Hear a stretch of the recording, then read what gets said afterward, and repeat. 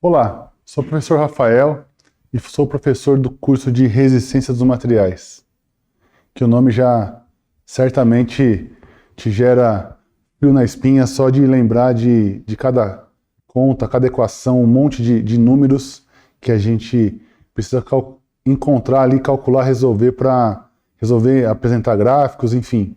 E aí no final do curso saber até mesmo para que serve a matéria, qual é o objetivo de se estudar resistência dos materiais, para que eu tenho que estudar isso, qual é a utilidade.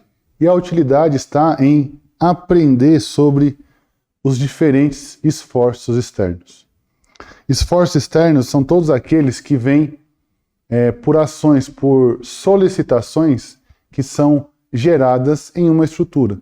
Então, a imagem representa muito bem a ideia de um esforço externo. Esse homem está segurando a pedra e a pedra, nesse caso, ela é um esforço externo a esse homem que o corpo dele tende a fazer um esforço interno para segurar, para suportar esse esforço que vem de fora, que vem do ambiente. E esses esforços externos, eles são traduzidos de diferentes maneiras.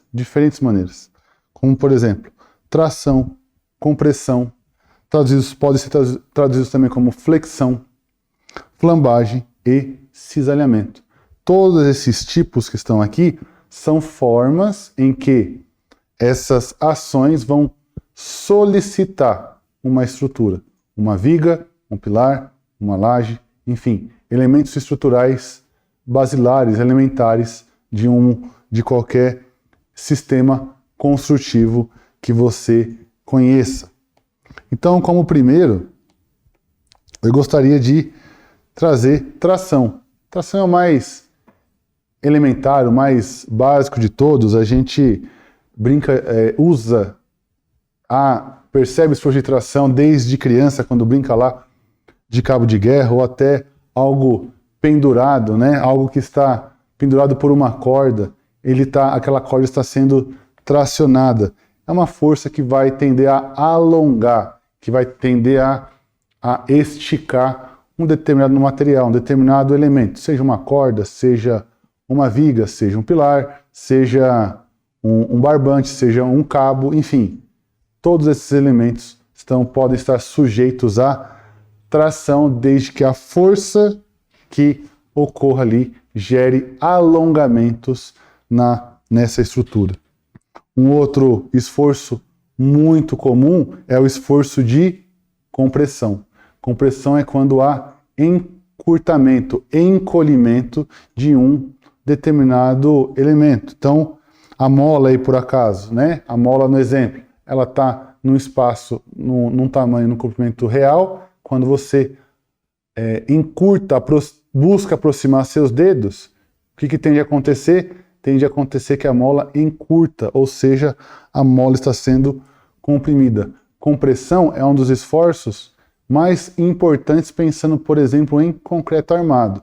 Se você já teve a oportunidade de ver ensaio, testes de corpos de prova corpos cilíndricos de prova de concreto, você vai ver que o esforço ali é de compressão.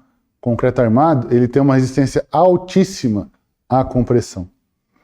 E, em contrapartida, uma baixa resistência à tração. Fica a dica aí, então, compressão é um desses esforços. O terceiro da nossa lista é a flexão. E a flexão tem muito a ver com a flexão que é feito, a flexão de braço, flexão de qualquer parte do corpo que você venha fazer, é algo semelhante que acontece na estrutura. Por quê? Ao fazer um movimento que vai causar giro, então, que vai gerar flexão, que você vai flexionar ou o seu braço, ou o joelho, né? No caso do nosso corpo, ou numa viga, você colocou uma carga que vai tender a girar, o que vai acontecer? Vai acontecer que parte dessa viga vai comprimir e parte da viga vai tracionar. Só que é na mesma seção. Percebam que em todas as seções aqui, ó, em toda a linha que eu passar, eu consigo observar que o esforço está acontecendo ao mesmo tempo, o esforço de compressão em uma extremidade da viga e um esforço de compressão em outra extremidade. Ou seja, nesse caso, se enquadra, onde a gente observa o esforço de flexão. Carga vertical gerando um esforço de flexão na viga, um esforço externo de flexão. O quinto esforço que nós temos é o esforço de torção. Torção, esse é mais literal, né? É quando a gente aplica um giro em uma peça em relação à outra, de forma que esse giro ele vai ser paralelo ao eixo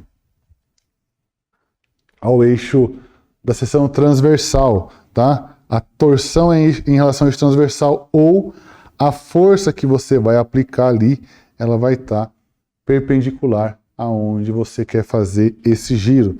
Esforços de torção podem acontecer, por exemplo, quando você tem ali uma grelha de churrasco. Você pega a grelha ali com a carne, se deixar a carne numa ponta, o que vai tender a acontecer com a grelha? Ela vai tender a se movimentar, se deslocando para onde está o maior peso ali da sua carne. Então a grelha está tendo um movimento de torção, não só torções em parafuso, mas também a gente observa esse esforço externo acontecendo também em grelhas, em elementos de superfície como lajes e chapas que temos por aí. Mais outro esforço é de flambagem, né? Quando a gente pensa em flambagem, até por conta de programas de culinária, a gente pensa em algo que você joga ali uma bebida alcoólica e o fogo vai flambar. Para a gente, instrutura não é nesse sentido. A gente não vai incendiar nada, por assim dizer. A gente vai obter ali o esforço de flambagem, ele vem por conta da compressão de elementos verticais. Então, se eu tenho um pilar, como uma coluna como esse daqui, ou coluna ou pilar, chame como achar mais conveniente, e você aplica ali uma carga que vai tender a gerar esse deslocamento lateral aqui, ó, em relação ao eixo, em relação ao estado inicial do seu pilar. O que vai tender a acontecer? Ele vai deslocar. Esse deslocamento lateral é o que é chamado de flambagem, um outro esforço externo, causado por uma força vertical. Percebam que são as mesmas forças, força vertical, força horizontal, até força inclinada, que geram esforços diferentes. São forças nas direções convencionais, mas que geram esforços diferentes, porque estamos observando não apenas a força, mas a geometria e o elemento estrutural que está sendo ali solicitado no caso. Tá? Elementos com flambagem são... o cálculo de esforços da flambagem ele é importante quando a gente pensa em elementos estruturais como os pilares. Tá? Então eles são de extrema importância. Quando a gente pensa... outro exemplo, agora que nós temos o de cisalhamento. Cisalhamento é quando ocorre o escorregamento de uma seção em relação à outra.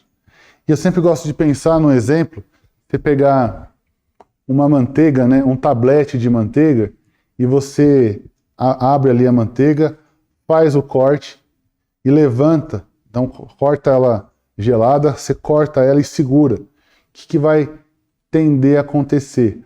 A partir do momento que ela começar ali a perder, a entrar na temperatura ambiente, uma seção em relação à outra vai começar a escorregar. Então esse escorregamento na seção é que vai gerar ali o cisalhamento. Ou seja, cisalhamento ocorre por perda de atrito. Quando começa a perder a força de atrito, começa a haver um escorregamento. Mas o que é curioso e importante saber sobre cisalhamento é que eles podem ocorrer, por exemplo, quando ocorre um deslizamento de terra como esse, que está aí na imagem mostrado, é porque o esforço de cisalhamento, a força de atrito, ela foi vencida. Então a força de atrito não consegue manter ali o material no ponto onde ele está, e aí então acontece isso que nós estamos vendo aqui na imagem. Todos esses são esforços externos. No nosso curso, você vai aprender como que esses esforços são distribuídos de forma dentro do material, para que o material possa resistir. Então, os esforços solicitantes internos, eles são importantes justamente para que haja ali segurança e garantia ao longo do dimensionamento para que se dimensione para o valor correto a sua estrutura. Seja uma viga, seja um pilar, seja uma treliça, seja uma laje, seja qualquer elemento. É imprescindível saber calcular os esforços internos solicitantes. Por isso, se você gostou dessa aula e você quer aprender mais sobre esforços internos, procure o nosso curso na plataforma A Nova Classe. Te vejo lá. Até mais!